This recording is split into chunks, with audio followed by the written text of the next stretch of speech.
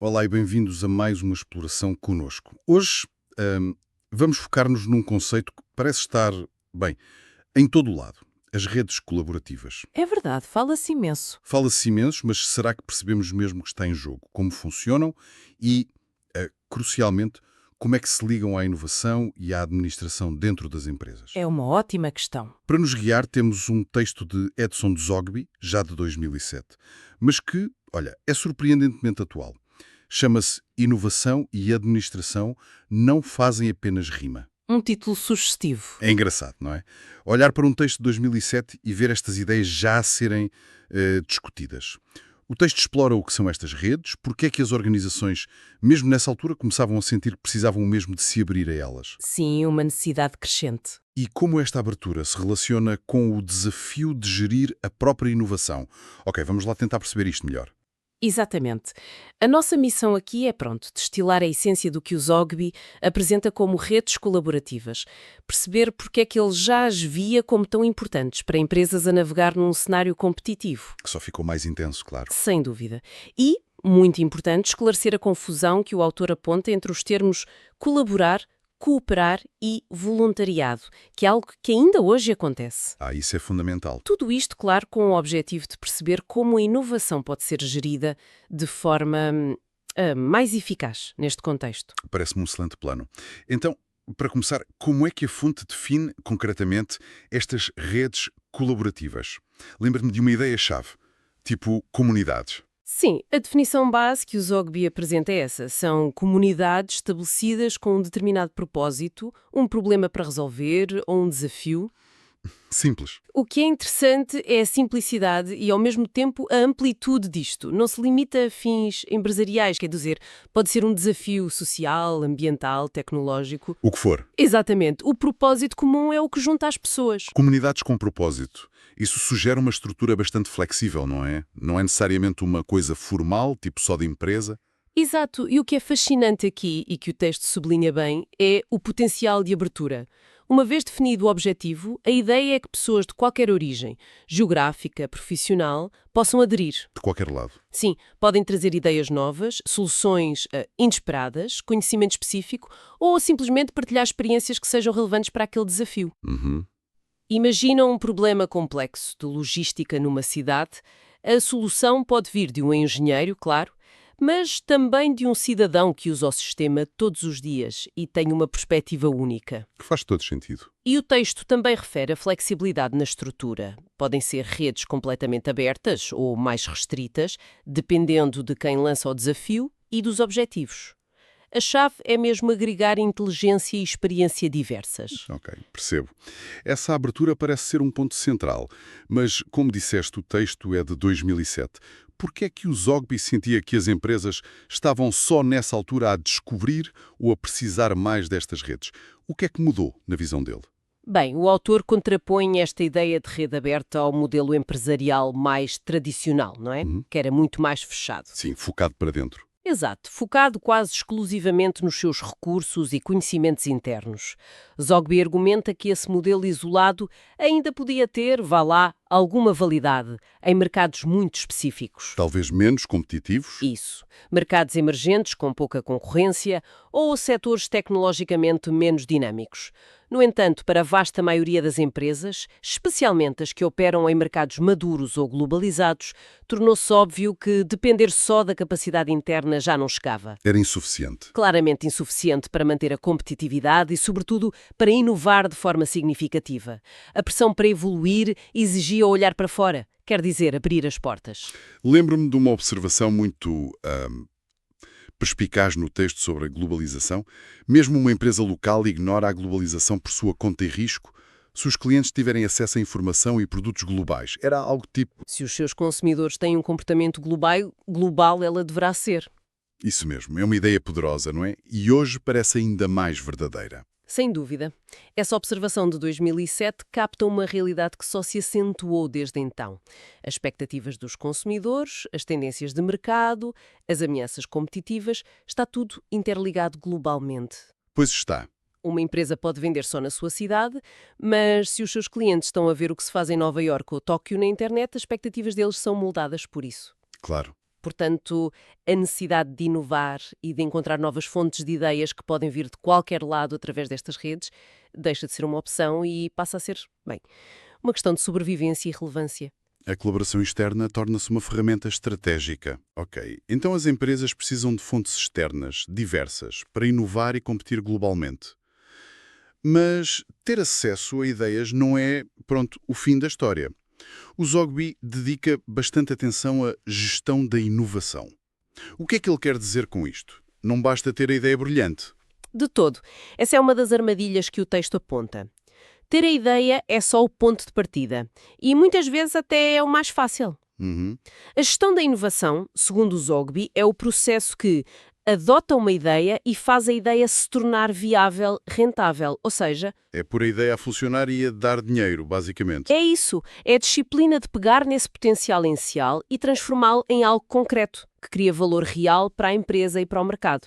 Sem uma gestão eficaz, muitas ideias promissoras acabam por morrer na praia. Pois, por falta de recursos, mais execução. Exatamente. Ou desalinhamento com a estratégia. Ou simplesmente porque se perdem no ruído da organização. Então, a gestão da inovação é quase como um filtro e um motor, ao mesmo tempo. Evita que se percam boas ideias, mas também garante que as que avançam têm pernas para andar, digamos assim. É uma boa forma de ver. Evita o desperdício de recursos em ideias que não vão a lado nenhum e a frustração de ver boas ideias falharem por má implementação. E é aqui que a ligação com a colaboração se torna ainda mais interessante. Como assim? Uma boa gestão precisa de um fluxo constante de matéria-prima, as ideias, mas também precisa de capacidade para as desenvolver e implementar. As redes colaborativas, na visão do Zogby, podem alimentar ambos os lados desta equação. E como é que a colaboração na prática ajuda nesse processo de gestão da inovação? Lembro-me que o texto apontava duas vias principais, não era? O Zogby destaca duas contribuições fundamentais. A primeira é quase matemática. A quantidade pode gerar qualidade. Mais ideias, maior probabilidade de uma ser boa. Precisamente. Ao abrir as portas a colaboradores externos, uma empresa multiplica exponencialmente o número de ideias e perspectivas a que tem acesso. Nem todas serão boas, claro, mas a probabilidade de encontrar aquela ideia disruptiva ou solução inteligente aumenta significativamente. A segunda contribuição é talvez mais subtil, mas igualmente importante. A rede colaborativa pode ajudar a superar obstáculos que surgem durante o processo de desenvolvimento da inovação. É interessante. Podes dar um exemplo disso? Como é que alguém de fora ajudaria a resolver um problema interno no desenvolvimento? Olha, imagina que uma equipa interna está a desenvolver um novo produto e esbarra num problema técnico muito específico, talvez relacionado com um material ou um processo que não domina. Ok. Dentro da rede colaborativa, pode existir um especialista nesse material, um académico que investigou algo parecido, ou até alguém de outra indústria que já resolveu um problema análogo. E essa pessoa pode dar a solução. Exato. Essa pessoa, através da rede, pode fornecer o insight ou a solução que desbloqueia o projeto. Ou pode ser um obstáculo de mercado. A equipa não percebe porque é que os testes iniciais com consumidores não estão a correr bem. Alguém na rede com experiência nesse segmento de mercado pode oferecer uma perspectiva crucial sobre o posicionamento ou comunicação. Percebo. É um recurso externo para problemas internos. Exatamente. Contudo, o Zogby também lança um alerta importante aqui. Gerir este fluxo de ideias e soluções da rede não é trivial. Ele refere que um dos maiores obstáculos à colaboração eficaz é precisamente a dificuldade em capturar, avaliar e difundir as ideias que emergem. É preciso um sistema para gerir essa riqueza, como ele diz. É isso mesmo. É preciso um mecanismo para não se afogar na informação. Faz todo o sentido. Mas antes de explorarmos mais a fundo quem deve participar e de onde vêm as ideias, há uma clarificação de termos que o Zogby considera absolutamente essencial. Sim, a diferença entre colaborar, cooperar e voluntariado. Exato. Ele insiste muito nisto, dizendo que a confusão pode gerar insegurança e até paralisar a inovação. Porquê? Tanta ênfase. Porque as implicações práticas são enormes, principalmente no que toca a expectativas, risco e recompensa. Ok. Confundir estes termos, segundo o autor, é receita para mal-entendidos e desconfiança. E isso é veneno para qualquer esforço colaborativo. O Zogby define-os assim, no contexto das redes. Vamos a isso. Colaborar implica sempre uma troca, uma contrapartida, que é definida e acordada antes da colaboração acontecer. Essa moeda de compensação pode ser dinheiro, claro, mas também pode ser estatuto, reconhecimento, acesso à informação, troca de serviços, o velho escambo ou qualquer outra coisa de valor para ambas as partes. O ponto-chave é que a troca existe e é explícita. Exatamente. Depois, cooperar. É descrito como algo mais profundo, uma transação associativista. Quem coopera não está apenas a trocar um serviço ou ideia, torna-se de alguma forma parte do negócio ou do projeto. Tipo sócio. Quase isso. Zogby associa isto a ter uma percentagem de participação nos resultados. Consequentemente, o risco é partilhado. Se a ideia for um sucesso, o cooperante ganha mais. Se for um fracasso, pode não ganhar nada ou até perder o investimento de tempo ou recursos. Há mais em jogo. Muito mais. Curiosamente, ele nota que a cooperação pode ser vista como uma forma específica de colaboração, mas só se os termos dessa participação nos ganhos, a troca, estiverem claramente pré-definidos. Percebo. E o último? Voluntariado. Aqui a lógica é diferente. É, na essência, uma colaboração sem uma troca material ou financeira explícita. É uma doação de tempo, ideias, experiência ou trabalho, motivada por outras razões, altruísmo, paixão pelo tema, vontade de aprender. Ok. A diferença fundamental parece estar na natureza e na clareza da troca, ou na sua ausência, e também no risco associado. Precisamente. E a insistência do Zogby na necessidade absoluta de clarificar e acordar estes termos antes de começar é crucial. Sem esta clareza inicial sobre qual é o modelo que estamos a colaborar, com troca definida, a cooperar com risco partilhado ou é voluntariado, as expectativas ficam desalinhadas. E isso dá problemas. Claro. Alguém pode pensar que está a cooperar à espera de uma parte dos lucros, enquanto a outra parte pensa que é uma colaboração pontual paga ou, pior, voluntariado. Isto gera ressentimento, disputas, pode destruir a confiança necessária para a rede funcionar. Portanto, definir as regras do jogo à partida é fundamental. Absolutamente. Isto levanta uma questão importante sobre a necessidade de acordos, mesmo que simples, para formalizar estas relações e evitar ambiguidades. Essa clareza parece ser a base de tudo. Agora, falando sobre quem deve estar nestas redes, o Zogby parece defender uma visão bastante inclusiva. Ele critica a ideia de restringir a participação só a certos grupos, tipo empresários e académicos, certo? Sim, ele é bastante direto nesse ponto. Argumenta que limitar a rede só a essas duas classes é perigoso.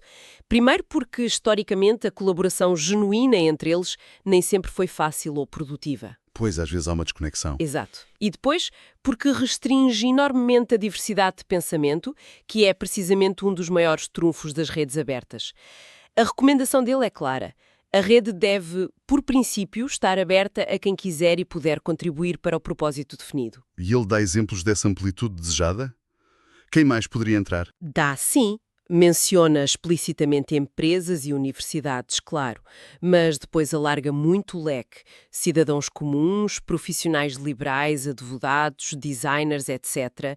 Inventores independentes, donas de casa. Donas de casa? Interessante. Sim, que podem ter insights valiosíssimos sobre consumo e usabilidade de produtos, por exemplo, escolas técnicas, consultores, basicamente qualquer pessoa ou entidade que possa ter uma perspectiva relevante para o desafio em questão. A ideia é que a inovação pode vir de fontes inesperadas.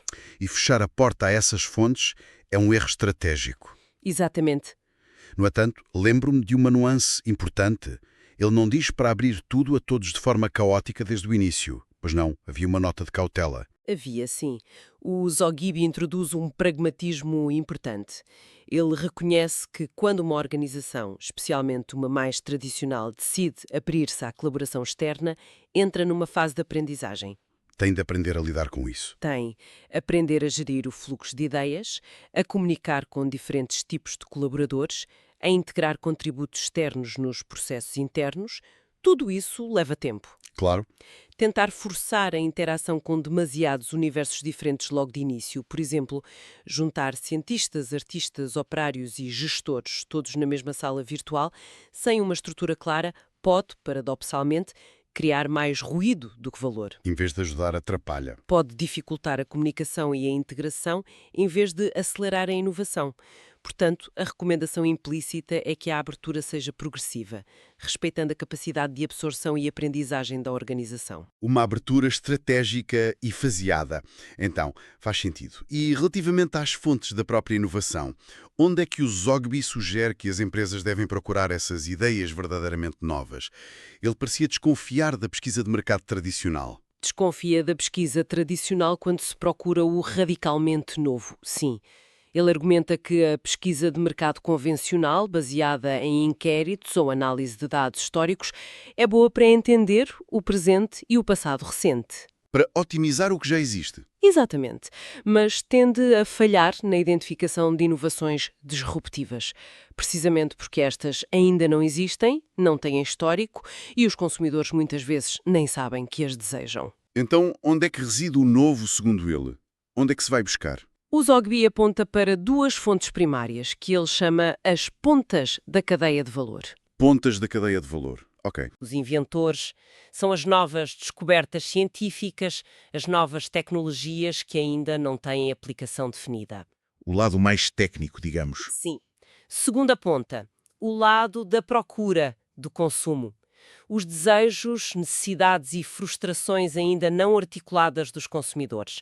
Aquilo que as pessoas gostariam de ter ou fazer, mas que ainda não é possível com as soluções existentes. As dores do consumidor. Exatamente. Observar atentamente o comportamento do consumidor, as suas dores, pode revelar oportunidades de inovação. É nestas extremidades, argumenta ele, que se encontra o potencial para a verdadeira inovação, o que ainda não foi medido ou previsto pela pesquisa standard. No entanto, isto não invalida a pesquisa. Pelo contrário, o Zogby diz que à medida que uma ideia inovadora começa a ser desenvolvida e transformada num produto ou serviço, ou seja, durante a gestão da inovação, a pesquisa torna-se novamente essencial. Mas tem de ser diferente, imagino. Tem de ser um tipo diferente de pesquisa. Mais qualitativa, focada na observação de como as pessoas reagem e interagem com o novo, talvez usando métodos etnográficos, prototipagem rápida ou até tecnologias como câmaras para observar a utilização real, como ele sugere. Para ver como as pessoas usam mesmo. Isso. O foco muda de prever para validar e refinar o que se está a criar. Percebo. A pesquisa adapta-se à fase do processo. Passamos da exploração nas pontas para a validação no meio. Agora, inevitavelmente, gerir algo novo e incerto como a inovação implica lidar com o risco. Risco de tempo, de custo, de não ter o retorno esperado. Como é que o Zogby aborda esta ligação entre gestão da inovação e gestão de riscos? Parece ser um território delicado para os gestores mais tradicionais. É um ponto muito interessante e, de certa forma, contraintuitivo na visão do Zogby. Ele afirma que a função principal do gestor da inovação não é medir o risco financeiro da forma tradicional. Ah não, pensei que fosse. Não como um diretor financeiro faria obcecado com previsões exatas de retorno sobre investimento. Para a inovação, especialmente a mais radical, isso é muitas vezes impossível no início. Então, qual é o papel dele face ao risco? Em vez de medir, o gestor da inovação deve ter intimidade com o risco. Intimidade com o risco, gosto da expressão. O que é que isto significa na prática? Significa compreendê-lo profundamente, aceitar a sua inevitabilidade no processo de inovação e sentir-se confortável a navegar na incerteza. Não ter medo dele. Não é ser imprudente, atenção, mas é ter a capacidade de tomar decisões informadas, mesmo com informação incompleta, de experimentar, de aprender com os erros rapidamente e de não ficar paralisado pelo medo do fracasso. Um perfil mais aventureiro.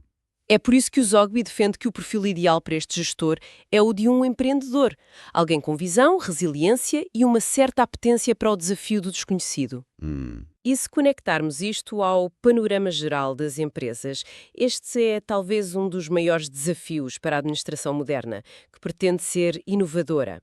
Como é que se integra esta mentalidade empreendedora, esta intimidade com o risco, dentro de estruturas organizacionais que, por natureza, valorizam o controlo, a previsibilidade? A estabilidade. Exatamente, a otimização do existente. Mas o Zogby não ignora a necessidade de controle financeiro, pelo contrário, ele enfatiza a importância da assessoria financeira. Ah, ok. Então o financeiro entra aqui. Entra, mas com o papel diferente. O papel do financeiro, nesta visão, não é dizer não à inovação por causa do risco. É ajudar a não deixar o barco sair do rumo, a lastrear o processo. A dar algum equilíbrio. Isso, garantir que a exploração do novo é feita de forma sustentável, que os recursos são alocados de forma inteligente e que há mecanismos para corrigir o curso quando necessário. A chave, segundo o texto, é um entendimento profundo e um objetivo comum entre o gestor da inovação, com o seu perfil empreendedor, e o gestor financeiro, com a sua expertise em viabilidade. Ambos querem a mesma coisa, no fundo. Exato. Ambos querem que a inovação aconteça e seja bem-sucedida, contribuindo cada um com a sua perspectiva e ferramentas. Uma parceria estratégica, portanto, baseada em confiança e objetivos alinhados, em vez de um conflito entre criatividade e controlo. Excelente. Acho que conseguimos cobrir os aspectos essenciais desta análise ao pensamento do Zogby. Recapitulando rapidamente, definimos as redes colaborativas como comunidades abertas focadas num propósito. Sim, vimos a importância crescente delas para inovar num contexto globalizado. Desembaraçamos a confusão crucial entre colaborar com troca explícita, cooperar com risco partilhado e voluntariar, que é uma doação, e sublinhamos a necessidade de clareza nos acordos. Exato. Exploramos também como a colaboração alimenta a gestão da inovação, não só fornecendo mais ideias, mas também ajudando a resolver problemas no processo. Falamos da importância de redes amplas e diversificadas, embora com uma abertura que deve ser faseada, consciente da curva de aprendizagem da organização. E identificamos as pontas da cadeia de valor, a ciência e invenção e os desejos latentes dos consumidores como as fontes primárias de inovação radical, que depois são complementadas por pesquisa mais qualitativa durante o desenvolvimento. Por fim, abordamos o perfil do gestor de inovação, alguém com essa tal intimidade com o risco de crise empreendedor. Mas que trabalha em parceria com a gestão financeira para garantir a viabilidade do processo. E a mensagem que fica tirada deste texto de 2007 parece ser intemporal, não é? Qualquer gestor ou organização que aspire seriamente a inovar, seja para crescer, para se defender, para se reinventar, precisa de se confrontar com estas ideias. Sem dúvida. Precisa de pensar sobre como criar um ambiente interno e externo que favoreça a abertura, a colaboração estruturada e uma gestão inteligente do risco que é inerente ao novo. Criar esse ecossistema favorável que sabe equilibrar a exploração do novo com a exploração do conhecido e que integra eficazmente contributos externos continua a ser o grande desafio e, ao mesmo tempo, a grande oportunidade. Para terminar, e pegando precisamente nesta tensão entre o espírito empreendedor necessário à inovação e as estruturas de controlo das organizações, deixamos uma reflexão inspirada nesta análise. Considerando esta necessidade de um perfil empreendedor e de intimidade com o risco para quem lidera a inovação, como é que as estruturas organizacionais mais tradicionais, que muitas vezes foram construídas para garantir estabilidade e previsibilidade financeira, podem encontrar um equilíbrio funcional? É a questão de €1 milhão, quase. Pois, como é que elas podem acomodar a ousadia, a experimentação e a incerteza que a inovação genuína parece exigir, especialmente quando se opera num modelo de colaboração aberta com parceiros externos? Fica a pergunta no ar. Fica a questão para ponderar. Agradecemos a companhia nesta exploração. Até à próxima. Até à próxima.